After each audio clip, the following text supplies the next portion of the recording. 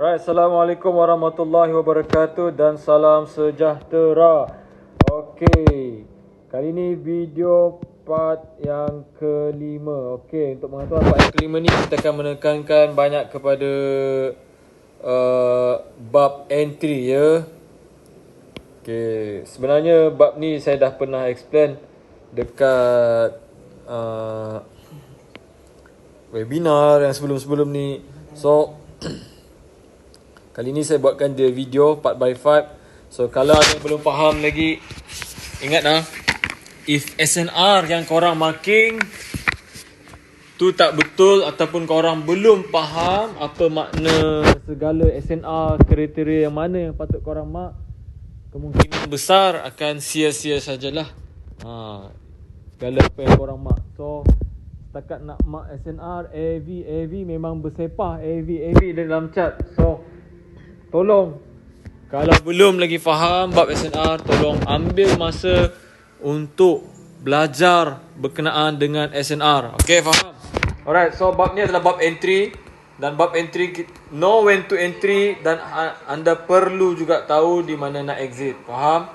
So, saya akan tekankan bab entry dulu. Dan saya takkan cakap yang saya punya setup, apa yang saya ajar ni takkan ada pernah loss. Memang akan ada loss juga. Tapi kita cuba untuk kurangkan risk tu, dan insyaAllah this teknik dia punya win probability dia sangat tinggi, insyaAllah.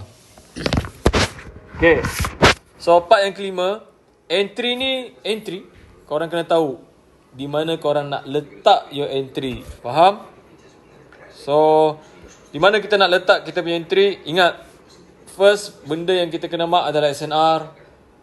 Baca dulu storyline dia, baca dulu dia punya direction dia, and then itu je lah. Lepas tu baru korang tahu di mana korang nak. Okay, contoh sekarang dia nak turun, so korang nak cari di mana re-entry, di mana entry yang sesuai untuk letak order. Okay. So untuk selamat entry ni, kita cari di mana big player ni masuk. Di situ juga kita nak ikut dorang masuk, sebab dorang ni yang penggerak segala yang movement dalam market ni. Faham? Alright. So now, ada dua jenis entry. Yang pertama, entry reversal.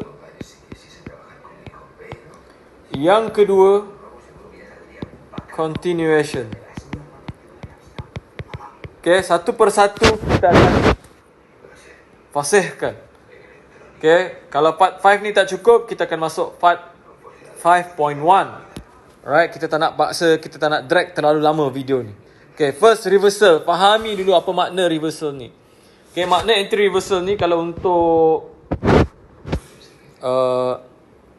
buy di sini dan sell di sini, mudah je, sangat mudah.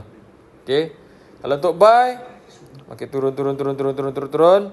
Dan SNR mana yang perlu kita mark? Yang terkejut, yang significant naik, significant rally, maksudnya significant yang begitu, kenaikan yang mendadak, pom. Okay, so ini bermakna ini sudah menunjukkan, menunjukkan there is something di mana dia bermula naik tu adalah di mana ada banyak order dekat situ. Faham tak? Sebab setiap sesuatu yang bergerak takkan bergerak tanpa ada order. Maknanya setiap yang bergerak yang kuat tu maknanya ada order, sama ada banyak ataupun sikit. Jika macam ni, signifikan bermakna order di situ ada banyak. Faham? So faham Okay. So kita kena, this is our support. Okay. So reversal ni maksud dia, price tengah turun, tengah trending turun, dan membuat reversal. So ini dipanggil entry reversal. Okay, dia seolah-olah seperti double bottom. Ini reversal punya entry. Setelah berlaku kejatuhan, dia reverse di mana? Di tempat support ni. Faham?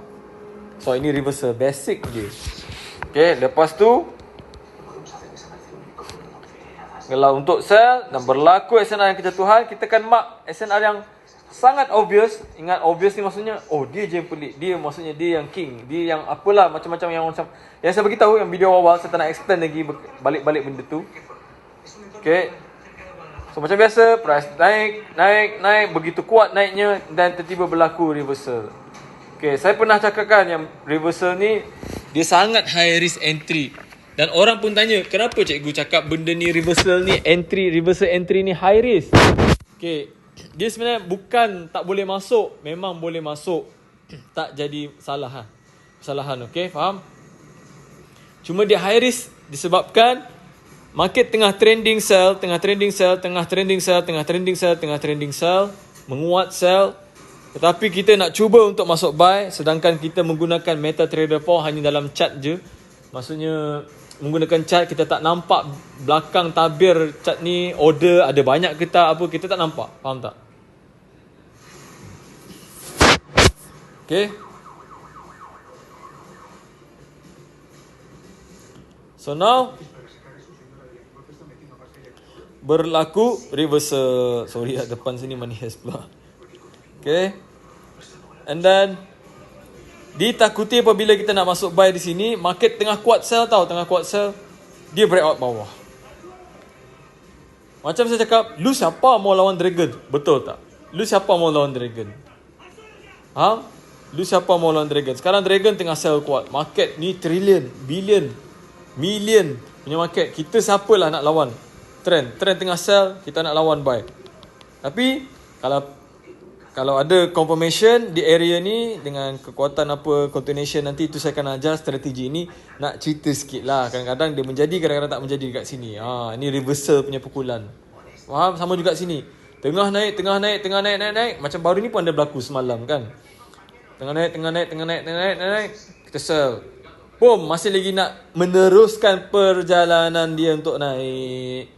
Sebab tu saya suka second entry adalah yang terbaik. Maksudnya second entry tu akan dia turun dulu, setelah ambil pullback, re-entry, saya suka ambil re-entry. Faham? So ini adalah berkenaan reversal. Faham? Okay.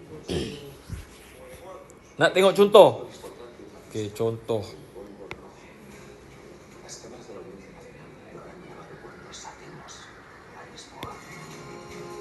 Okay. Contoh dia macam ni. Nampak? Contoh dia macam ni.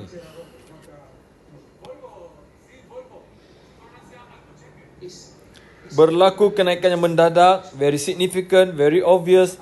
Dari antara low lain, dia je yang low yang berada di sini. Okay, SNR. Okay, lepas tu very significant rally.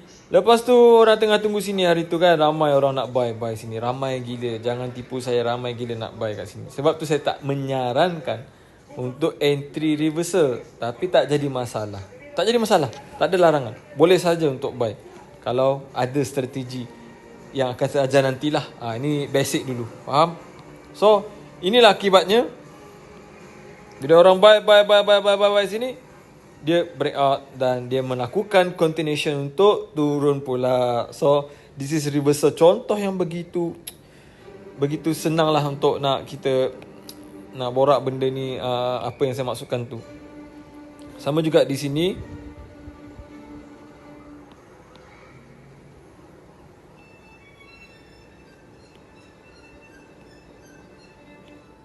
Okay. Turun. Bom, naik yang besar. So di sini of course lah di mana dia bermula naik apa semua tu kan. And then orang tengah buy, try to buy. Trending tengah sell. Okay. Lepas tu dia kena break out. Sebab tu saya suka continuation. Yang selepas ni saya akan ajar. Continuation is always the best. Okay, and selamat. Faham? So itu adalah reversal. Okay, contoh kalau reversal yang menjadi macam mana? Macam ni lah.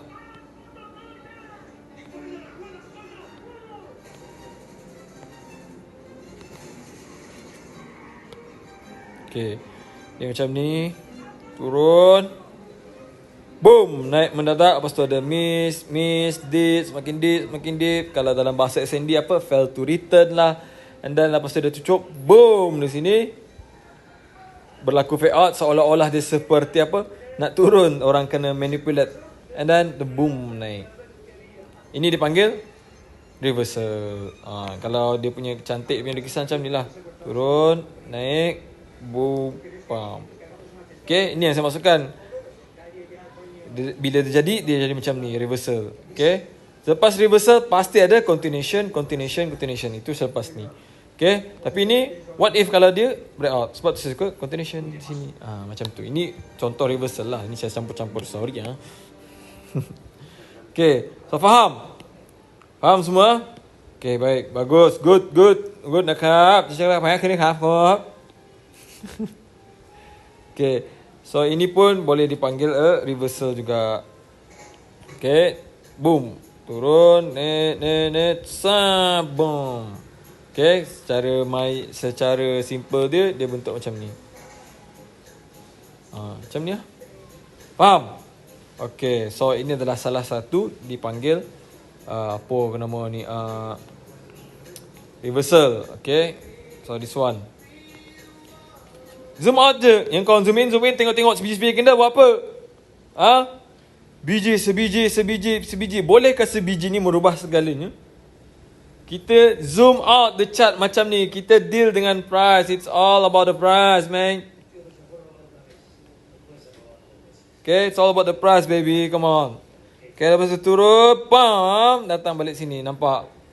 Okay, kalau kau zoom in macam ni, kau tengok apa sebiji-sebiji candle. Kita nak tengok sejarah di mana yang possibility yang obvious, yang di mana dipercayai terletaknya order-order ni. Contoh sini, kenapa saya mark di situ? Contoh ni lah.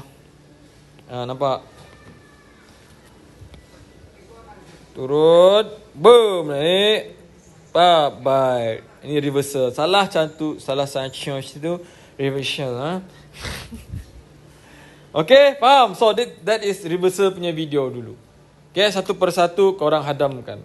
Okay, sama juga di sini saya bagi contoh.